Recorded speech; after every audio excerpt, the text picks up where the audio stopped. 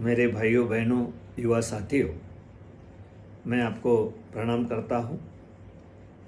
और कोरोना महामारी की वजह से हम सब घर में बैठे हैं और जब टीवी के सामने हम बैठते हैं, जो सोशल मीडिया के माध्यम से हम देखते हैं, जो पार्लियामेंट में क्या चल रहा है वो हम देखते हैं, तो हमें ये बात नज़र आती है कि कांग्रेस को बदनाम करने के लिए, कांग्रेस नेतृत्व को बदनाम करने के लिए लगातार कोशिश आरएसएस और बीजेपी की तरफ से चल रही है। और ऐसी परिस्थिति में हमें दर्द होता है, सभी को होता है, जो भी हमारे कांग्रेस कार्यकर्ता है, जो कांग्रेस पे विश्वास निष्ठा रखने वाले कांग्रेसी हैं, उन सभी को दर्द होता है। सामान्य जनता को भी दर्द होता है कि जिस तरीके से बीजेपी आरएसएस कांग्रेस के खिलाफ लगातार जो प्रचार कर रही है, मीडिया के माध्यम से लोगों के सामने गलत इतिहास रखने की कोशिश कर रही है, उसको जवाब नहीं दिया जा रहा है। तो हमारा सबका कर्तव्य बनता है। तो आज सोशल मीडिया के माध्यम से हम अपने कार्यकर्ताओं के सामने, जनता के सामने अपनी बात रख सकते हैं, जो भी जिससे बनता है उस तरीके से, जो सही बात है, जो हमारे नेतृत्व ने इस देश के लिए कुछ किया है, उसके बारे में कुछ बातें हमने लोगों के सामने रखने की ज़रूरत है। मेरी तरफ से मैं कुछ कोशिश करता हूँ। मुझे मालूम है कि मैं इतना बड़ा लीडर नहीं हूँ कि सब लोग ये बात सुन रहे होंगे, लेकिन ये मेरी कोशिश है कि जितने भी लोग मेरे सुन रहे होंगे उनको मैं ये बताऊँ कि सही बात क्या है। और वो जब मैं देखता हूँ, एक तरफ नरेंद्र मोदी जी कहते हैं कि पंडित जवाहरलाल नेहरू जी, इन्होंने पूरे देश को बर्बाद कर दिया है, 60 साल में कांग्रेस पार्टी ने के शासनों ने कुछ किया नहीं है। और इस तरीके से गलत तरीके से प्रचार मीडिया के माध्यम से और हमारे इलेक्ट्रॉनिक मीडिया के माध्यम से लगातार किया जा रहा है। उसमें जो भी उनके प्रवक्ता आते हैं, वो लगातार झूठ लोगों को बोलकर लोगों को हैम्बरिंग करते हैं कि आप ये जो सच है वो भुलाने के लिए उनकी लगातार कोशिश रहती है। ऐसे परिस्थिति में हमने जो भी बातें हैं, छोटी छोटी बातें लोगों के सामने रखने की ज़रूरत है। हमने देखा है कि पूरे देश में जब महात्मा गांधी जी नहीं रहे, 1 साल में उनकी हत्या कर दी गई, 2 साल में सरदार वल्लभ भाई पटेल चले गए, तो नेहरू जी ने ये पूरे देश को पूरे संभाल के रखा है। सर्वधर्म के लोगों को विश्वास देने की उन्होंने कोशिश की है। सामाजिक आर्थिक स्थिर इस देश को उन्होंने दिया है। और ऐसे परिस्थिति में जब पूरे देश के उन्होंने सोचा उस वक्त कि हमारे देश में कुछ कमियां जरूर है, कि जो इंग्रेज जाने के बाद हमारे देश में जो स्किल्ड है, अलग अलग डेवलप इस देश को करने के लिए, विकास करने के लिए कुछ हमारी कमियां हैं, वो हमने लोगों के सामने रखना चाहिए। कि नेहरू जी थे, उन्होंने इस देश को आधुनिक की तरफ ले जाने की पूरी कोशिश की, विकास किया, डेवलपमेंट किया देश का।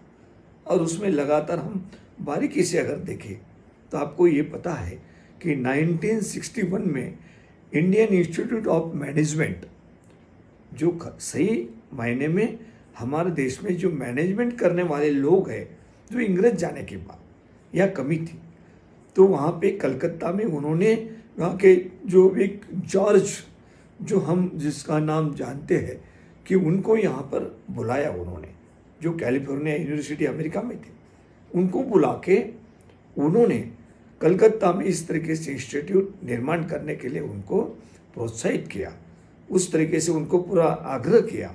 और हमारे यहाँ पे इस तरीके के मैनेजमेंट करने वाले लोगों की निर्मित उस इंस्टीट्यूट से हमारे देश में हो रही है। आज आईआईटी के बारे में हम देखते हैं। आईआईटी क्या है? एक अच्छे से हमारे यहाँ पे जो शास्त्रज्ञ हैं, जो भी हमारे यहाँ पे इंजीनियर है, वो बड़े बड़े प्रोजेक्ट बनाने के लिए उस टाइप के इंजीनियर हमारे यहाँ तैयार होना चाहिए।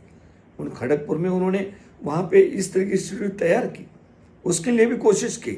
1971 में वो इंस्टीट्यूट तैयार हुई और हमारे देश के लिए अच्छे इंजीनियर मिलने लगे। अच्छे हमको साइंटिस्ट मिलने लगे।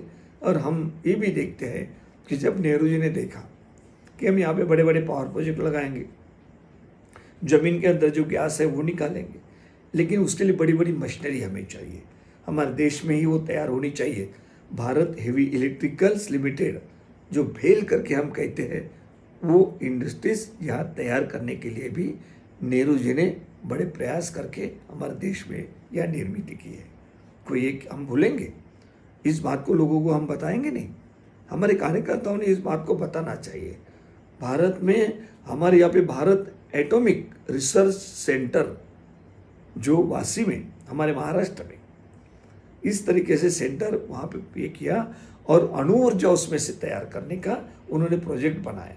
1956 में वो हमारा प्रोजेक्ट चालू हुआ। पूरे एशिया में एक हमारा एक कंट्री ऐसी थी कि इस तरीके से अणु ऊर्जा का प्रोजेक्ट हमारे देश में पंडित नेहरू जी ने उस वक्त हम लेके आए और यहाँ से अणु ऊर्जा की निर्मित होने लगी। बाद में हम जो स्पोर्ट होते थे अनुस्पोर्ट किया है किसी के बदौलत। नेहरू जी ने अगर ये नींव नहीं रखी होती तो क्या हम कर सकते थे? ये बात हमने सबने सोचना चाहिए। हमने देखा है कि इस पूरे देश में जो हमारा सुरक्षा व्यवस्था, हमारा इतना सारा पूरा देश है, इसकी सुरक्षा के लिए हमें defence research development corporation Pandit Nehru ji ने बनाया है। और उन्होंने ये सोच कर कि रिसर्च होना चाहिए, हमारे यहाँ पे जो भी हम शस्त्र इस्तेमाल करते हैं उन पे सुधार होना चाहिए। नए नए तरीके से हमने पूरे देश को डिफेंस को मदद करने के लिए जो आवश्यक है वो रिसर्च होना चाहिए देश में। उन्होंने इस तरीके से डिफेंस रिसर्च सेंटर उन्होंने शुरू किया है, जिसके माध्यम से 52 ऐसी प्रयोगशाला हमारे देश में हैं कि जिसमें से 5000 आज वहाँ पे हमारे साइंटिस्ट इस तरीके से हमारे तैयार हुए आज ये काम कर रहे हैं। 5000 लोग काम कर रहे हैं। और हमारे यहाँ पे जो बड़े बड़े प्रोजेक्ट बनाना है, बिल्डिंग्स बनाना है, डेवलपमेंट करना है, तो हमारे यहाँ पे स्टील नहीं है, तो बाहर से देश से हम कितना लाएंगे?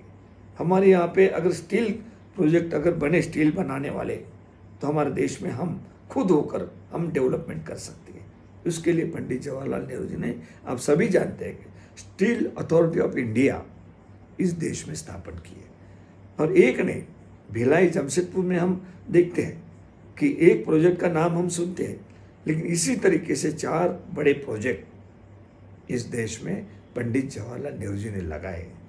ये क्या डेवलपमेंट नहीं है? का सोच समझ कर नेहरू जी ने कदम इस देश के विकास के लिए नहीं उठाया है। इस देश में नया आधुनिकीकरण लाने के लिए नेहरू जी ने कोशिश नहीं की। अगर यहाँ पर जिस नेहरू जी ने अगर 2-3 मंदिर बना दिए होते, या पंडित नेहरू जी ने बड़े बड़े पुतले बना दिए होते, जो हम देखते हैं कि 200 मीटर का, 250 मीटर का, इस तरीके से पुतले बना दिए होते, तो क्या इस देश का डेवलपमेंट हो सकता था?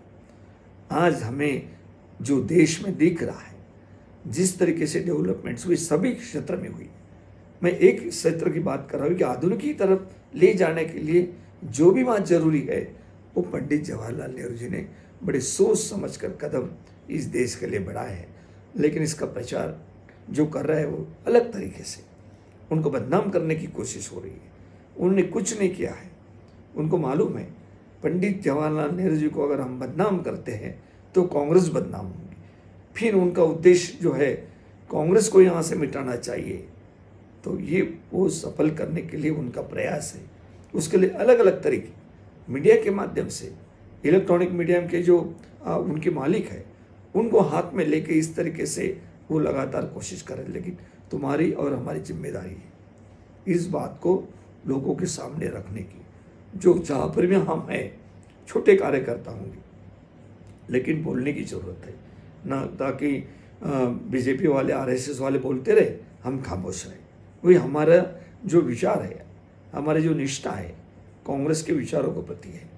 हमारे निष्ठा जो है, हमारा जो नेतृत्व था महात्मा गांधी जी, पंडित जवाहरलाल नेहरू, सरदार वल्लभ भाई पटेल, मौलाना अब्दुल कलाम आज़ाद, सब ये हमारा नेतृत्व है। डॉक्टर बाबा साहब आम्बेडकर जो संविधान दिया है वो संविधान कोई अलग नहीं है, कांग्रेस की पूरी विचारधारा उसमें कूट कूट कर भरी हुई है। वो हमारा उद्देश्य है इस देश को आगे बढ़ाने का, लेकिन हमारी तरफ से प्रयास होना चाहिए। जो सच्चाई है वो लोगों के सामने रखने की आपकी तरफ से सबने कोशिश करना चाहिए। मैं मेरी तरफ से छोटी सी कोशिश मैं भी कर रहा हूँ, अलग अलग सब्जेक्ट में बात करते रहूँगा। मेरा ये वीडियो आपको अगर पसंद आया हो तो आपने लाइक करना चाहिए, क्योंकि मैं भी ये सोचता हूँ कि ज़्यादातर लोगों के पास जाना चाहिए। आप लाइक करेंगे तो ज़्यादा लोग सुनेंगे। आप भी कुछ बताइए, आप भी इस वीडियो बनाइए, ताकि इनका मुकाबला, ये आरएसएस का मुकाबला हम सही तरीके से हम कर सकेंगे। धन्यवाद। मैं इतना ही आज कहना चाहूँगा, बाद में और कुछ सब विषय लेकर मैं आपके सामने आऊँगा। आपको सभी को मैं धन्यवाद देता हूँ, सबका आभार प्रकट करता हूँ। जय हिंद।